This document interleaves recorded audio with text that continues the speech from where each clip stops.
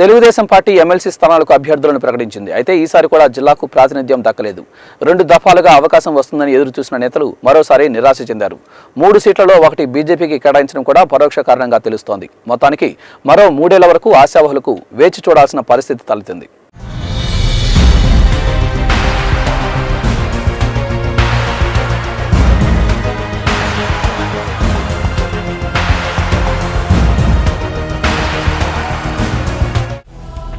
ఆశ నిరాశ. ఎమ్మెల్సీ ఎన్నికల్లో ఈసారి కూడా జిల్లా నేతలకు నిరాశ మిగిలింది. సీనియర్ నేత మాజీ మంత్రి సోమిరెడ్డి చంద్రమోహన్ రెడ్డి, జిల్లా పార్టీ అధ్యక్షులు బీదా రవిచంద్రలో ఎవరో ఒకరికి అవకాశం దక్కుతుందని ఆశించారంతా. అయితే సింహపురికి కేటాయింపులు జరగలేదు. దీంతో నేతలు అనుచరగణం మరోసారి నిరాశకు గురైనట్లయింది. జిల్లాలో పార్టీ సీనియర్ నేతగా చంద్రమోహన్ రెడ్డికి మంచి పేరుంది.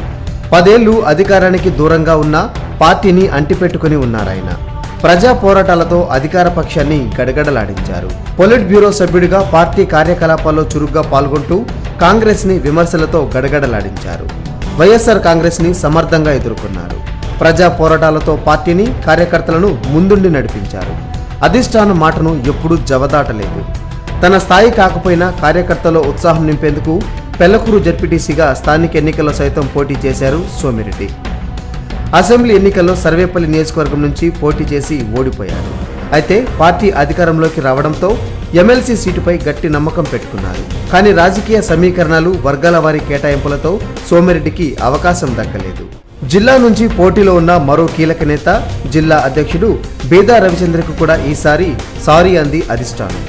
మొదటి దఫా ఎమ్మెల్సీ స్థానం దక్కినట్టే దక్కి చివరి నిమిషంలో క్యాన్సిల్ అయింది.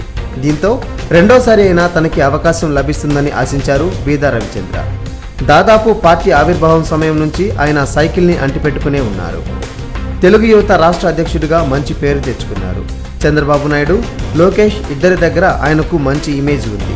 బీసీ కార్డ్ అదనపు బలం. గతంలో జెడ్పీ చైర్మన్గా, ఎమ్మెల్సీగా పోటీ చేశారు. అధిష్టానం ఆదేశాల మేరకు గత అసెంబ్లీ ఎన్నికలకు దూరంగా ఉన్నారు. అయినా సరే ఆయనకు మండలి అవకాశం దక్కలేదు. అధిష్టానం నెల్లూరు జిల్లాపై పెద్దగా దృష్టి పెట్టకపోవడం వల్లే స్థానిక నేతలకు ఎమ్మెల్సీ సీట్లు దక్కలేదని పార్టీ వర్గాలు అంటున్నాయి. అసెంబ్లీ ఎన్నికల్లో జిల్లా ఫలితాలు టీడీపీ అధినేతకు నిరాశ కలిగించాయి. గతంలో జిల్లా మొత్తాన్ని వశపరుచుకున్న టీడీపీ ఈసారి అధికారంలోకి వచ్చి కూడా 10ంట 3 స్థానాలకు పరిమితమైంది. మరే జిల్లాలోనూ ఈ దుస్థితి లేదు. దీంతో అదనంగా నెల్లూరు జిల్లాకు పదవులివ్వడంపై చంద్రబాబు సుముఖంగా లేడని సమాచారం. మరోవైపు జిల్లా నుంచి ప్రభుత్వంలో కీలకంగా ఉన్నారు మంత్రి నారాయణ. పాలనలో ముఖ్యమంత్రికి కుడిభుజంగా పేరు తెచ్చుకున్నారు. జిల్లా బాధ్యతను పూర్తిగా ఆయనకే వదిలేసిన అధినేత చంద్రబాబు ఆయన్ను కాదని ఎమ్మెల్సీ సీట్ల వ్యవహారంలో నిర్ణయం తీసుకునే అవకాశం లేదు. బీజేపీకి 1 సీటు త్యాగం చేయాల్సి రావడం కూడా మరో ముఖ్య కారణంగా తెలుస్తోంది. ఎమ్మెల్సీ కోటాలో టీడీపీకి దక్కే 3 సీట్లలో 1 కమలానికి ఇస్తే మిగిలిన 2ంటిని సర్దుబాటు చేయడం అధినేతకు తలకు మించిన భారమైంది. అందుకే నెల్లూరుని పరిగణలోకి తీసుకోలేదని సమాచారం. ఏది ఏమైనా జిల్లా నుంచి ఇప్పటికే నారాయణ మండలి సభ్యుడిగా ఉన్నారు. మరొక సభ్యత్వం ఎవరికి దక్కుతుందనేది ప్రశ్నగానే మిగిలిపోయింది. 2 సార్లు జిల్లాకు అవకాశం కల్పించని చంద్రబాబు మూడోసారైనా సింహపురి నేతలను పరిగణలోకి తీసుకుంటారో లేదో చూడాలి. సమస్యలతో సతమతమవుతున్న నెల్లూరు నగర కార్పొరేషన్కు వీలైనంత త్వరగా కొత్త కమిషనర్ని నియమించాలని డిమాండ్ చేశారు రూరల్ ఎమ్మెల్యే కోటంరెడ్డి శ్రీధర్ రెడ్డి. సాక్షాత్తు మున్సిపల్ శాఖ మంత్రి సొంత జిల్లాలో నెల రోజులుగా కార్పొరేషన్ ఇన్ఛార్జితో నెట్టుకొస్తుండడం దురదృష్టకరమని అన్నారు. డివిజన్లో సమస్యలు తిష్టవేశాయని, వాటిని తొలగించే సమర్థులైన కొత్త కమిషనర్ని తీసుకురావాలని సూచించారు. నెల్లూరు నగరానికి కమిషనర్ లేక నెల రోజులు కావస్తుంది. సాక్షాత్తు మున్సిపల్ శాఖ మంత్రి సొంత జిల్లాలో ఇలాంటి పరిస్థితులుండటం దారుణమని అన్నారు రూరల్ ఎమ్మెల్యే కోటంరెడ్డి శ్రీధర్ రెడ్డి.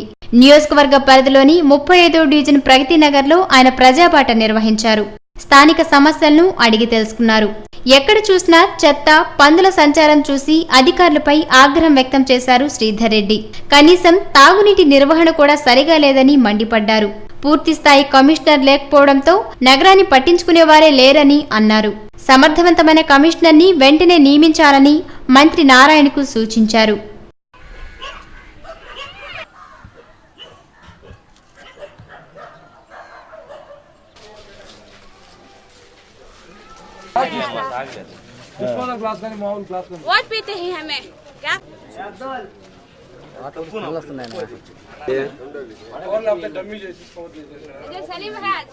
అయితే అప్పుడు వాస్తవ పరిస్థితి మీకు అర్థమవుతుంది.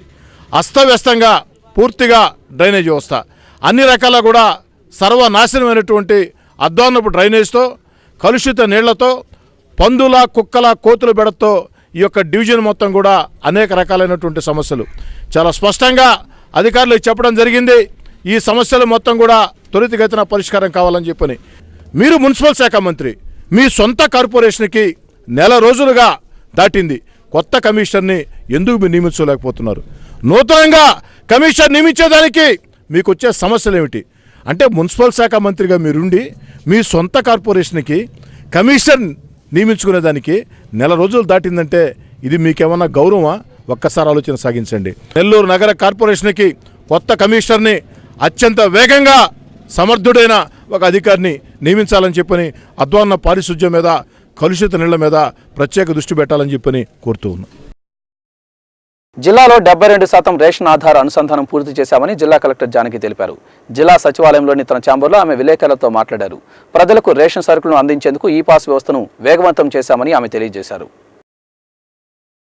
జిల్లాలో అర్హులైన పేదలందరికీ రేషన్ సరుకులను అందించేందుకు చర్యలు తీసుకుంటున్నామని జిల్లా కలెక్టర్ జానకి తెలిపారు.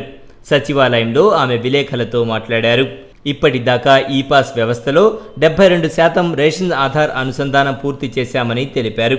మిగతా 38% కూడా త్వరలో పూర్తి చేసి ఈ పాస్ వ్యవస్థ ద్వారా ప్రజలకు రేషన్ సరుకులను అందించేందుకు కృషి చేస్తామని పేర్కొన్నారు. అర్హులైన వారందరికీ సరుకులను అందించేందుకు అవసరమైన చర్యలు తీసుకుంటున్నామని వెల్లడించారు. జిల్లాలో ఈ పాస్ ద్వారా 62,000 కుటుంబాలకు రేషన్ సరుకులను అందించామని వివరించారు. రేషన్ డీలర్ల సమస్యలను పూర్తిగా పరిష్కరిస్తామని తెలియజేశారు.